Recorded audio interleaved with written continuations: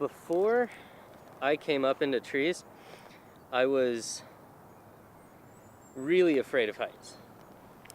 Like, I was that kid on the diving board who would stand up at the top of the diving board for hours because I was just too afraid to jump off. But through a few different experiences, tree sitting being one of them, I've to some extent conquered that fear. Just through sort of like daily life and pushing my limits just enough.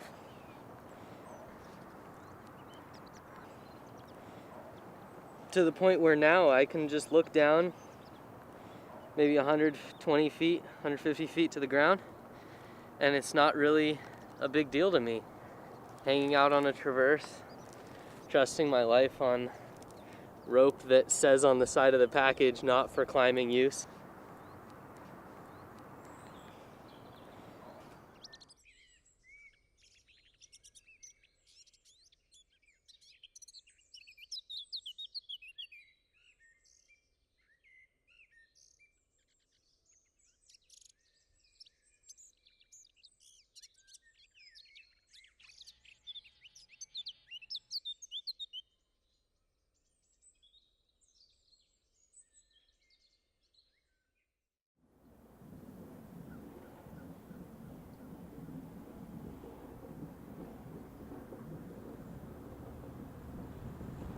Some friends of mine were walking through this forest after learning that it had been marked for clear cutting, and they found some really huge old growth trees, and so they climbed up one of them, and while they were chilling up there they met some spotted owls. It was after those few nights that they pretty much dedicated themselves to saving this forest and protecting the habitat of the spotted owls and other creatures, and setting up tree villages. Green Diamond wants to clear cut this entire forest area that we're in and rezone it for suburban development to double the size of the suburb right next door.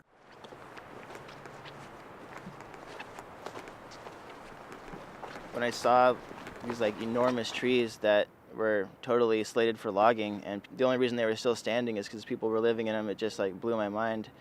And then somebody said, "Hey, we need somebody to tree sit," and I was like, "Oh, I'm not ready for that. I'm brand new. You know what I mean? I just started like helping to resupply recently," and they're like, no, you can go up. Anybody can go up as long as you have the training.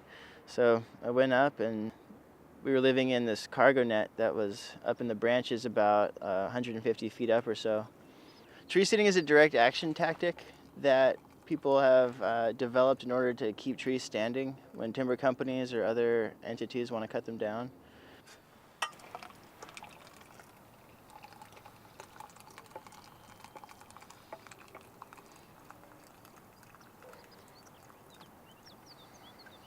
I mean, we're tree sitter-shitters.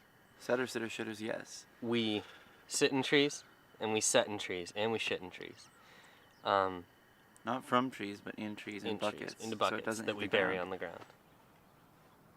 So this tree village is called the Beach. It's been around for a few months now. We've managed to tie a double-digit number of trees in, and so we could be all over this unit, all over this THP at any given time, up in the canopy. And Green Diamond doesn't know where we are. They just know that we're somewhere up in the canopy, and so they can't cut down any of the trees that we have tied in, or any of the trees within inside our traverse network. I'm thinking of an animal. Is it a chupacabra? Not a chupacabra. Should have been. Is it a flying squirrel? Not a flying squirrel. Is it an owl? Yes, it's an owl. What kind of owl? Is it a spotted owl? Yes, a spotted owl. Sweet shit. Your turn. What are you making? I'm making a peanut butter sandwich. Then I'm gonna put some oil on it, and I'm gonna fry it in a pan. No shit, really? And then I'm gonna spray some Brags on it. Oh, wow. You're gonna fry up a peanut butter sandwich with Brags. Exactly. Sounds delicious. Exactly. Anyways, what's the animal? Logging in and of itself is not bad. It's the way it's being done that's bad. And Basically, it's being done on this huge industrial scale where they just want to go in there and maximize profit at the expense of the future.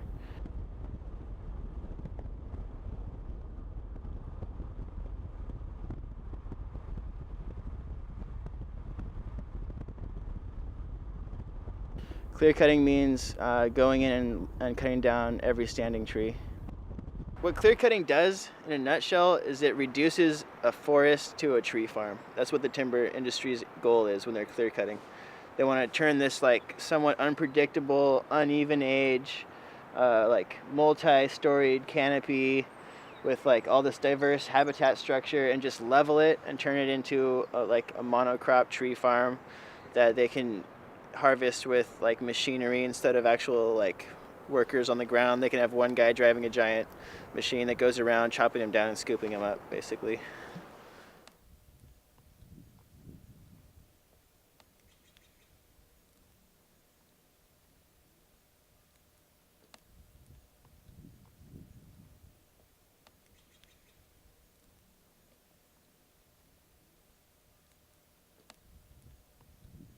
Regardless of what kind of a creature you run into, whether it's a spotted owl or like a flying squirrel or buck or anybody like that, you got to remember that as long as like civilization continues its inexorable death march, we are pretty much all endangered species. And so there's that common thread between us and the trees and actually pretty much all life on Earth. I'm thinking of an animal. Is it a banana slug? No. Is it you? No. Is it a human? Yeah. Is it Barack Obama? No. Shakira? Oh, it should have been Shakira. No. Is it a kid? I wouldn't say so. Is it Crossroads? No. Is it me? Yep. Okay. You thought of me as an animal. So basically, my first time I was ever up in a tree, learning how to traverse. I've been on zip lines before, so I zipped out from there to here, and I was just hanging out here, talking to the guy who's over here. And I was like, I'm stuck. And I was just hanging out, and he was like, no, you're not. Pull yourself in. I was like, how do I do that? He was like, just turn around and pull yourself hand over hand. So I turned around, started pulling myself a little bit. Stopped at about like right here and just hung out, and I was like, I'm stuck. He's like, no, you're not. Just keep pulling yourself. So with what it seemed like at the time like superhuman strength, because I had like no upper body strength, I was like, and just started pulling myself in. Stopped like 10 feet away from the tree, right? Maybe like right here, and I was like, I'm stuck. He was like, no, you're not. If I can do it, you can do it. And I was like, what do I do now? He was like, just climb up the rope, haul yourself in and grab the branches. So with pretty much, again, a superhuman show of strength, I was just had to haul myself up. Well, I didn't even have this pressing on at the time. I was just like, I just had to haul up onto the branches like so. And yeah, basically at that point, I would unclip this, and unclip this. Right now I'm going to keep hanging out though. Lobster claws are what we use to stay safetied into the tree at all times. Some people call them lobster claws, some people call them crab claws, some people call them all kinds of stuff. Basically, you clip it around a branch, clip it off, and now you're good to go. And then unclip your other one like this, and now you're good to go, and I can move farther down. Kind of like that. Like that. There we go. And then clip to another one. Like that. And then unclip from up here. And I can keep moving down. Yeah, so basically, this is an auto-locking steel beaner. So basically, steel, and then just twist it, and then let go, and it locks itself. Beauty, beauty.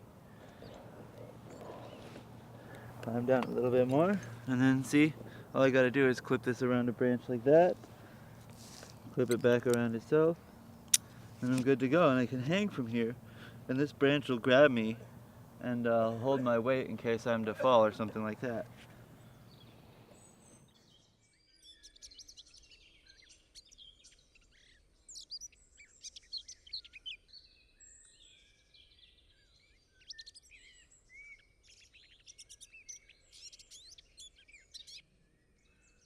Part of like civil disobedience and part of direct action is putting yourself in a situation where you might be injured by a logger potentially, because like obviously we're up in the trees under the assumption that the loggers aren't going to cut them down with us in them, so we're basically putting our life in their hands. I can't say that there is a history of loggers respecting tree sitters' lives, because you can look at what happened to David Gypsy Chain, where he was murdered by a logger falling a tree onto him, and there were no repercussions for that logger. The reason that our campaign is completely nonviolent is for two reasons. One, we're devoted to protecting life, and so therefore destroying life would be completely against our mission and all of our ideals. And two, in this culture, in privileged North American culture, nonviolence has pretty much been the only method of, not the only method, but if we're going to tree sit, if we're going to be in a place where we're exposed and vulnerable to the full power of the state and corporations at all times, then we better be nonviolent, because otherwise they'll be bringing the hammer down. Croatan. Critters crawl. Crusty crowns crumple. Cry cremation. Cry alike withal. Creeks crescending. Cross foundations crumbled. Cry creation. Countless critters crawl. Creeks cascading. Craniums creating. Cry crescescence. Cry después del fall. Civil critters hither. Quick creating crumpets. Cry Croatan. Cry it from us all. These are mung bean sprouts. We've had them soaking overnight in some water, and the beans are already starting to split apart, and a little sprout is going to crawl out. What we got to do now is strain off the water and rinse them, and then put them back in the crate, and they can keep sprouting. So a big part of why we sprout things in the trees is just because like fresh vegetables and fruits are kind of hard to come by because the resupply only comes so often. And so sprouting things in the trees, both, it's kind of like keeping a pet because you have to take care of it and like wash it and do things to it to make it keep growing. But it's also a really great way to get vegetables and like active enzymes in your body, and it's just delicious.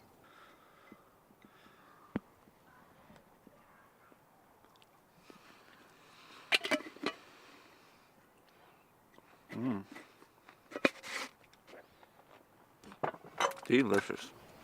Hepatitis? No.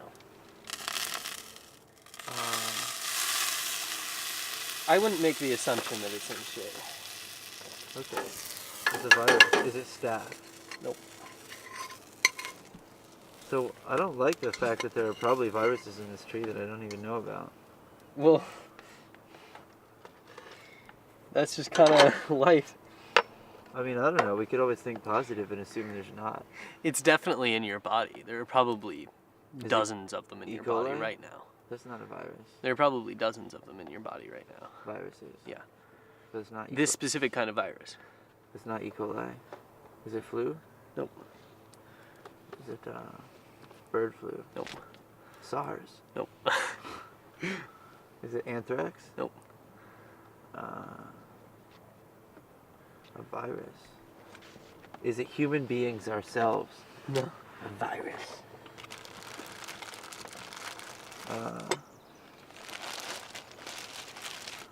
I give up. What is it? It's the common cold. The common cold. Yes. Oh. Wow, I got stumped. Thanks, dude. No problem. This is why I love Buck. It's because he makes all this bomb-ass fucking food and trees.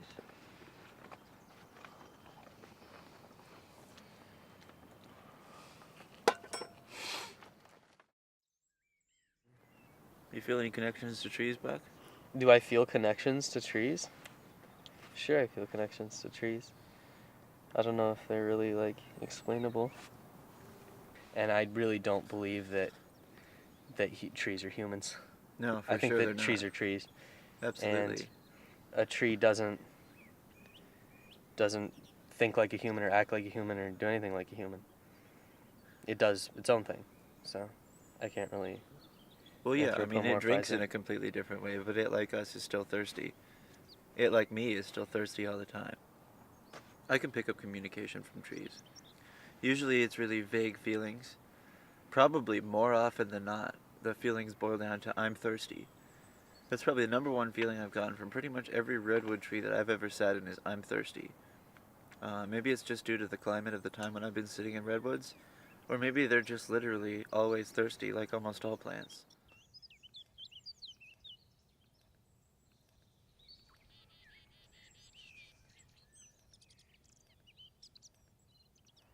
I climbed up a big tree and found a platform there waiting and a space for me to live in.